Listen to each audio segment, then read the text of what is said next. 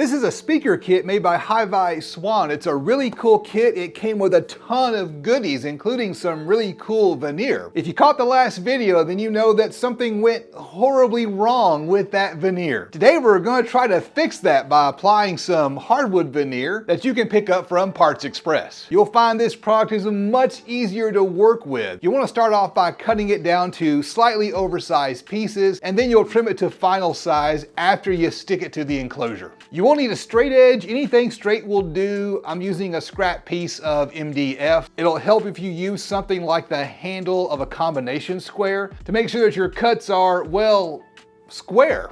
You can use a utility knife to cut this material. I like to make 2 passes, scoring the material on the first cut and then slicing all the way through on the second pass. The best advice I can give you is to start with a new blade. I picked up a stack from Harbor Freight. They were cheap, but they dull quickly. And don't be afraid to stop to take 30 seconds to replace the blade if it gets dull. If you don't like replacing the blade a lot, buy nicer blades. It will be a good idea to plan your cuts so that you can match the direction of the grain. That is, of course, easier said than done. You gave me a lot of great feedback in the comments of the last video. I try to read every comment and reply to as many as I possibly can. If you pick up the kit, follow some of the good advice that my viewers left for you. Spray adhesive is a lot easier to use, but contact cement provides a stronger bond. That means the spray adhesive will be more forgiving, so use that instead. The material was still kind of floppy and it was hard to prevent accidental contact with the contact cement. That combined with the unforgiving contact cement resulted in a disaster. Don't try to apply it as one big consistent piece. Cut it down so that it's just a bit oversized. And then find a way to pull it tight when you're applying. You can make some kind of a jig, but the best bet is to just ask a friend for help. I'm the typical dude, I hate asking for help. Maybe grab a second friend and let them hold a heat gun while you use a squeegee to smooth it out.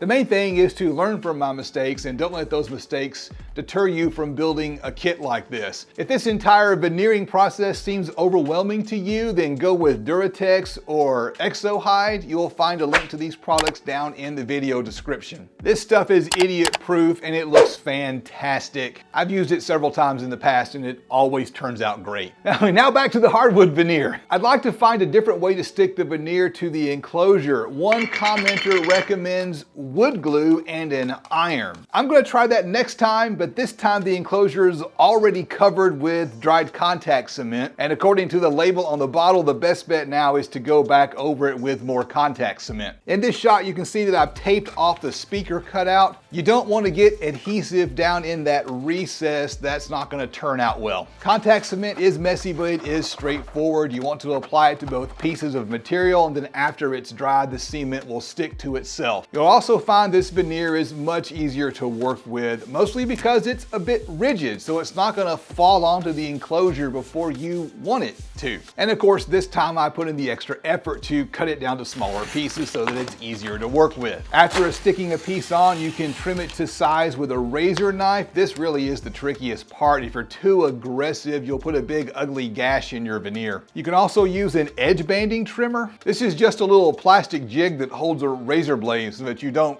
cut a big gash in your veneer. You will want to tape off the finished sides to keep from getting contact cement on your fresh, clean veneer. The best advice I can give you is to remove the tape before you stick on the next side. Otherwise, you run the risk of getting tape stuck into the seam, and you ain't ever gonna get that out. The veneer is on, and this looks 1000% better. I'm really happy with the way this is turning out. Another tip is to check the humidity. I find that I get more bubbles in the veneer on a wet, rainy day. So if you're working out in a humid garage, take these inside and let them sit in a drier environment overnight. At this point, it's a good idea to go back and make sure you've got a good flush trim on all the sides. Again, the edge banding trimmer will work, and again, be very careful if you use the razor knife. You can also flush trim it with a router. From there, you need to trim out the speaker, port, and terminal cup holes. So I've got a piece of 3/4 inch scrap material here, and I'm gonna use this to set the height of the router bit because I'm basically gonna be going into this blind. If you don't have a router, you can trim out the veneer with a good sharp razor knife.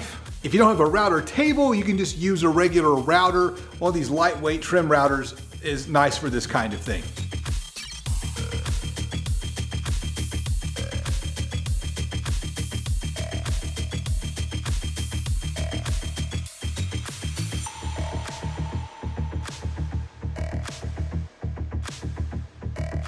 You'll need to grab that utility knife again to trim out the recesses around the port and the tweeter. Honestly, this is the most difficult part. It takes some time and some patience, a sharp knife and a steady hand. You might find it helpful to grab some 80 grit sandpaper, and perhaps one of those sanding drums on a Dremel might come in handy. Just don't be too aggressive if you're using power tools. You really can't use a rabbit bit to trim this part out because of the notch for the speaker terminals on the tweeter cutouts. In the last video, I said this was mahogany veneer. I actually think it might be walnut. I threw away the box, so I'm not 100% sure. I did go ahead and order some walnut veneer from Parts Express just to keep it on hand in case I need it. I couldn't afford to keep supplies like that on hand without help from my patrons, so if you enjoy this content, consider supporting the channel over on Patreon. You can donate as little as $3 a month, and there's even a discount if you want to pay for an entire year in advance. As always, I want to give an extra thank you to my $25 patrons, Bo, David, Bam Bam, Dylan, and Baba. I tested out 3 different finishes on some scrap veneer, spray on poly, polyacrylic, and tung oil.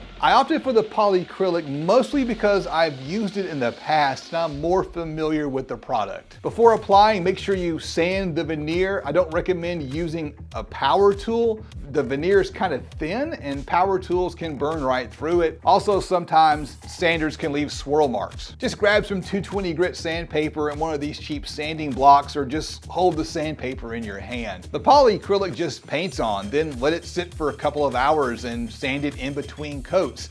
Again, if it's humid or cold, you'll need more drying time. And speaking of that, I want to say thanks to Stu's Custom Shop for telling me about these painter's pyramids. On a project like this, you can finish the bottom, then flip it over onto the pyramids, and then do the rest of the enclosure. So these are a huge time saver. Now it's time to move on to the crossovers. I assembled these crossovers in the last video. To install them in the enclosure, you just thread in these little plastic clips that came with the kit. Then slide the crossover in through the woofer cutout and snap it into place.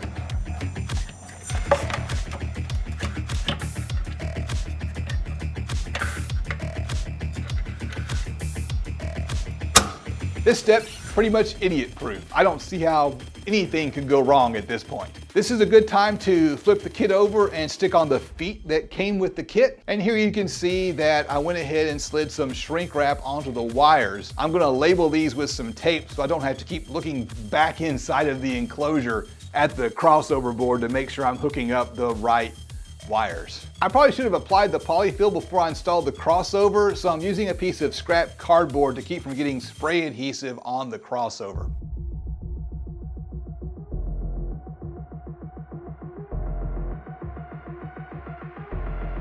Now this comment here addresses the cost of doing DIY projects. As far as costs go, this kit is actually a pretty good deal. You can literally buy the kit for less than you can buy the speaker components. Where you really start saving money is when you kick it up to really high-end stuff. Take for example what Toyd's DIY Audio does. He likes to take a set of very expensive speakers that might run you thousands of dollars and show you how you can clone that speaker at a fraction of the price. He and I live stream together Monday nights at 7:30 Central, so you should really check that out. The next step is to install the drivers. The kit came with some foam speaker gaskets. You'll want to put those on before you make your speaker connection. I'm going to use solder and heat shrink. This is my preferred way to make connections because if you do it right, it is a permanent connection. The only real downside is that if you put something together wrong, or if you ever need to repair or replace components, you'll need to cut wire. But I've lost count of the number of times I've done this, and I've never had to pull out a driver to fix a bad connection. 2 things I didn't think about when I applied the veneer. The kit had some pre-drilled pilot holes and pre-drilled holes for speaker grills, and I covered up all those holes with the veneer. The pilot holes are no big deal. Just line up the screw holes roughly where you think they should be and start driving in some screws. If you're over the pilot hole, the screw will punch right through the veneer with very little resistance. So if it doesn't go in easy, you'll need to make a little bit of an adjustment, just pivot the speaker a bit. After you get one side started, move to another side, make sure it's lined up, and the rest will all be lined up perfectly. The same is true for the speaker terminal on the back, and of course you'll still be able to see the pilot holes for the tweeters. I'll show you how to find the pre-drilled holes for the grills a little bit later, so keep watching. For the port, it comes in 2 pieces, a plastic flare and a cardboard tube. I'm going to use some some CA glue and some activator to fuse those two parts together, and then put some glue and activator on the port flange before inserting the port into the hole.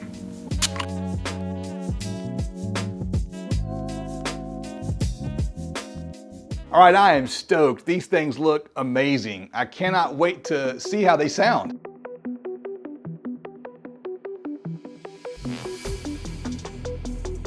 And they sound terrible. Something is horribly wrong. The tweeter on the left speaker isn't playing and the woofer on the right speaker isn't playing, so I have made at least 2 bad connections. Now, don't let my mistake dissuade you from buying this kit or any other kit. Part of the fun and excitement of DIY projects is the reality that you might screw it up. That makes this hobby very frustrating, but also it makes it even more rewarding when things go well or when you find a way to fix or overcome a problem. So learn from my mistakes. Slow and steady wins the race. Grab a multimeter and test for continuity in between steps when you build the crossover and install the speakers. And don't let failure or fear of failure prevent you from trying new things. If you want to grow as a person, you need to step outside your comfort zone. To give you a rough idea of the sound quality, I flipped the left speaker upside down.